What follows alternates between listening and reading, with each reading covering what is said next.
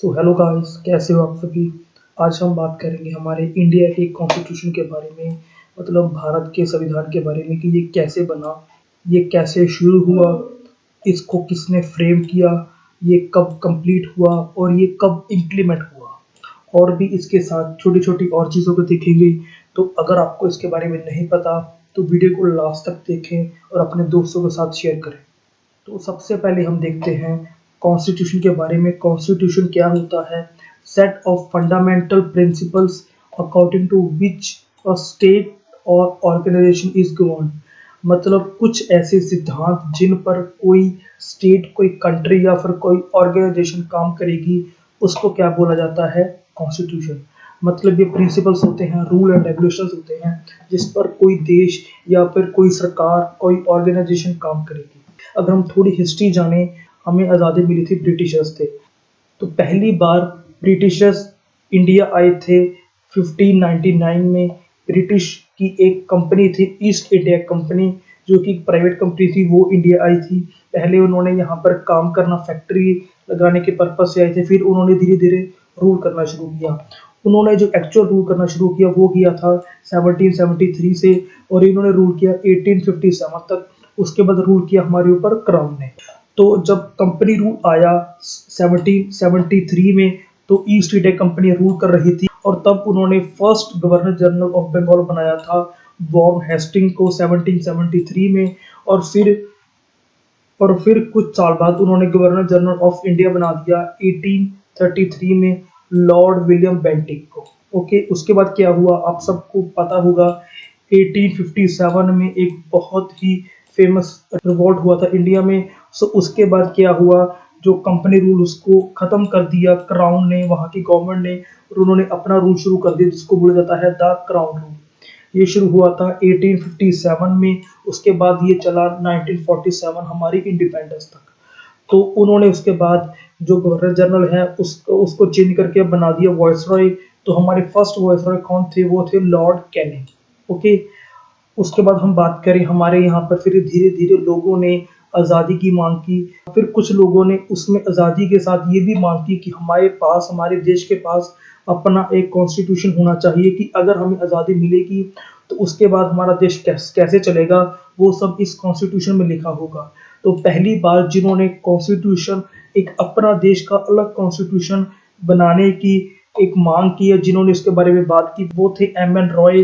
उन्होंने ये बात की थी 1935 में। उसके बाद ऑफर्स आए अंग्रेजों की तरफ से इंडिया में हमारे कॉन्स्टिट्यूशन को लेके, हमारी फ्रीडम को लेकर। बट जो फर्स्ट आया था वो था अगस्त ऑफर, जो कि डोमिनेंट स्टेटस की बात करता था। वो हमें पूर्ण स्वराज या फिर फुल इंडिपेंडेंस के बारे में बात नहीं करते थे, तो इसलिए वो रिजेक्ट हो गया। ये आया था 1940 में। उसके बाद आया क्रिप्स मिशन 1942 में, इसको भी रिजेक्ट कर दिया। उसके बाद जिस प्लान के तहत इंडिया की कॉन्स्टिट्यूशनल असेंबली बनी, जिसने इंडिया का कॉन्स्टिट्यूशन लिखा, वो था कैबिनेट मिशन प्लान। ये आया था 16 मई 1946 को, और ये एक्सेप्ट कर लिया गया by Congress and Muslim League both. और अगर हम बात करें इस टाइम हमारे जो गवर्नर जनरल या फिर वायसरॉय कौन थे, वो थे लॉर्ड वेवन। ये सभी चीज़ें एग्जाम पॉइंट ऑफ व्यू से काफ़ी इंपॉर्टेंट है। तो उसके बाद क्या हुआ, जब कैबिनेट मिशन प्लान आया था तो उसमें बात की गई थी कि पूरे इंडिया में से कुछ लोग चुने जाएंगे जो कॉन्स्टिट्यूशन असेंबली में रिप्रेजेंट करेंगे अपने लोगों को, और वो देश के संविधान या फिर कॉन्स्टिट्यूशन बनाने में हेल्प करेंगे। तो उसके बाद इलेक्शंस हुए। तो आप देख सकते हो ये जो कलर है ये रिप्रेजेंट करता है जहां पर कांग्रेस जीती, और ये जो कलर है ग्रीन, ये कलर रिप्रेजेंट करता है जहां पर मुस्लिम लीग जीती। आप बड़े अच्छे से देख सकते हो कि कांग्रेस ने मुस्लिम लीग को एक बहुत बड़े मार्जिन से हरा दिया। बट कहीं ना कहीं ऐसा लग रहा था कि शायद दूसरा देश ना बनाना पड़े। पर जब मुस्लिम लीग इलेक्शंस में हार गई तो फिर उसने ये पक्का इरादा कर लिया कि अब वो पाकिस्तान लेकर ही रहेगी, एक डिफरेंट कंट्री लेकर ही रहेगी। जो इलेक्शंस हुए थे पूरे इंडिया में, उसमें हमारे इलेक्शन में से जो टोटल मेंबर्स निकल के आए थे वो थे 389।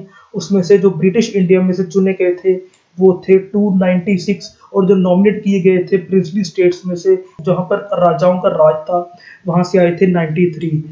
ओके, इसके बाद क्या हुआ, 16 मई को हमारा कैबिनेट मिशन प्लान आया। उसके बाद इलेक्शंस हुए, फिर हमारी जो कॉन्स्टिट्यूशनल असेंबली बनी, हमारी जो कॉन्स्टिट्यूशनल असेंबली बनी थी इसकी फॉर्मेशन हुई थी 6 दिसंबर 1946 को। ये बहुत इंपॉर्टेंट है। और उसके 3 दिन बाद इसकी फर्स्ट मीटिंग हुई 9 दिसंबर 1946। ये बहुत इंपॉर्टेंट चीज़ है, अभी हम जो भी पढ़ेंगे। देखिए फर्स्ट मीटिंग में क्या हुआ। फर्स्ट मीटिंग में एक पर्सन को टेम्परेरी प्रेसिडेंट बना दिया गया, वो थे एस सिन्हा जी। इनको प्रेसिडेंट बना दिया गया। फर्स्ट मीटिंग में इनको टेम्परेरी प्रेसिडेंट बनाया था। उसके बाद 9th के बाद सेकंड मीटिंग हुई 11 दिसंबर को, सेकंड मीटिंग। इस दिन हमारे नए प्रेसिडेंट या फिर परमानेंट प्रेसिडेंट बना दिए गए कॉन्स्टिट्यूशन असेंबली के।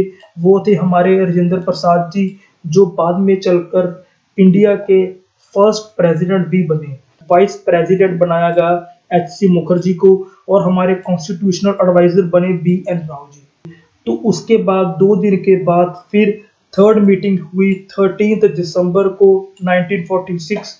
इस दिन क्या हुआ, इस दिन जवाहरलाल नेहरू जी ने OR ऑब्जेक्टिव रेजोल्यूशंस असेंबली के आगे पेश किए। ये बेस से हमारे कॉन्स्टिट्यूशन के कि हमारा जो संविधान है वो किन किन चीज़ों के ऊपर बनेगा या उसमें किन किन चीज़ों का ख्याल रखा जाएगा।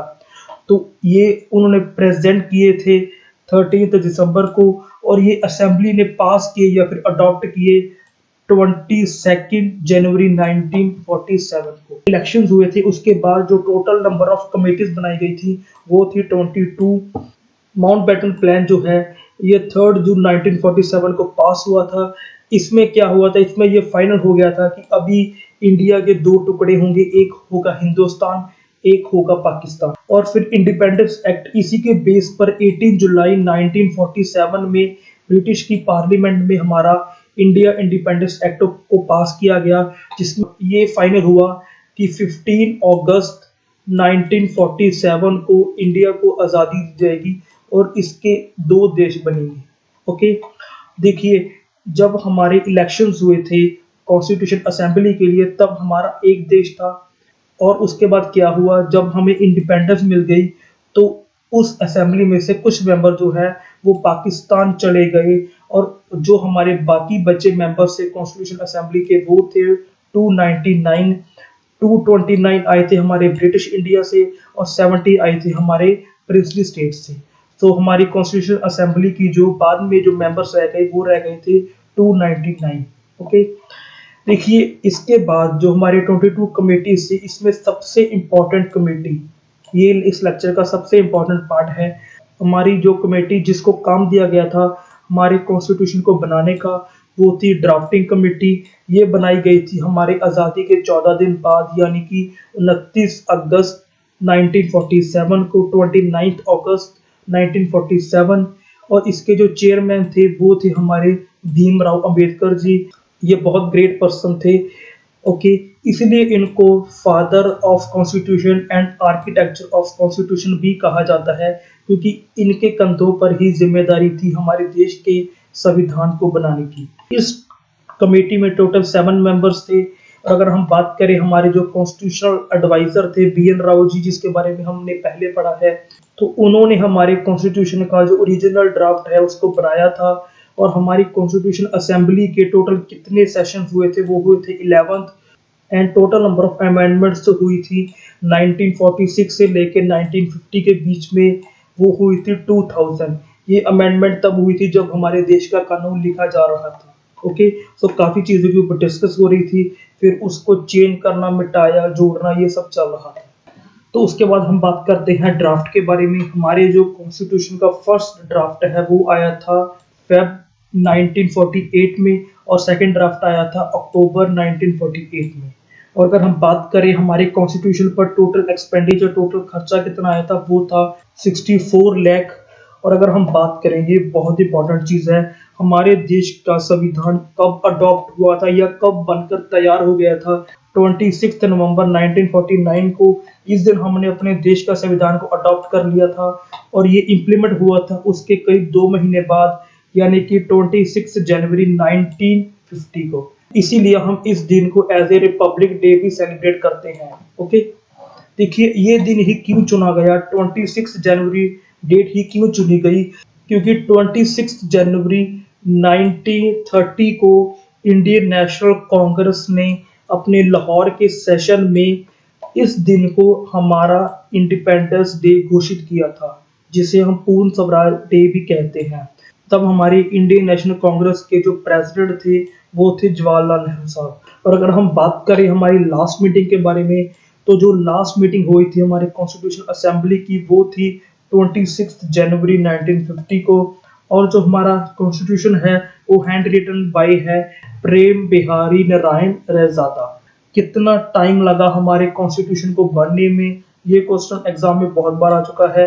ये टोटल टाइम लगा था हमें 2 साल 11 महीने और 18 दिन, 2 ईयर्स 11 मंथ्स एंड 18 डेज। और इसके बाद अब हम लास्ट में बात करते हैं हमारे इंडिया के कॉन्स्टिट्यूशन के बारे में। हमारा जो इंडिया का कॉन्स्टिट्यूशन है उसमें जो आर्टिकल्स थे वो थे 395 और इसमें पार्ट्स थे 18 एंड शेड्यूल थे टोटल 8।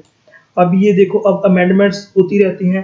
अब जो हमारे पार्ट हैं वो हो चुके हैं 25, शेड्यूल हो चुके हैं 12 एंड जो हमारे आर्टिकल है अब वो 450 से भी ऊपर हो चुके हैं। सो इसीलिए हमारे कॉन्स्टिट्यूशन को फ्लेक्सिबल बोला जाता है, क्योंकि हमारे कॉन्स्टिट्यूशन में अमेंडमेंट्स हो सकते हैं। एंड ये रिटन कॉन्स्टिट्यूशन है एंड ये वर्ल्ड का लार्जेस्ट रिटन कॉन्स्टिट्यूशन है। सो आज का हमारा ये लेक्चर यहीं पर खत्म होता है। हमने पूरी मेकिंग देखी कॉन्स्टिट्यूशन की। अभी हमने जो आज पढ़ा है उसमें से एक छोटा सा क्विज आपके लिए। आपने बिना पीछे देखे इसका आंसर करना है ईमानदारी से, और आपने इसका आंसर करना है कमेंट सेक्शन में। हमारे इंडिया के कॉन्स्टिट्यूशन को कब अडॉप्ट किया गया? आपके ऑप्शंस हैं ए 26 नवंबर 1950, बी 26 जनवरी 1950, सी 26 नवंबर 1949 एंड डी 26 जनवरी 1949। तो आपको इसमें से क्या आंसर लगता है? आपने इसका जो आंसर है वो कमेंट सेक्शन में करना है। तो देखते हैं किस किस का ठीक होगा। हाँ जी, तो आज के लिए इतना ही। अगर आपको वीडियो पसंद आई है तो वीडियो को लाइक, कमेंट और शेयर करना ना भूलें अपने दोस्तों के साथ, और हमारे चैनल को सब्सक्राइब करने फॉर अपकमिंग इंटरेस्टिंग वीडियोस।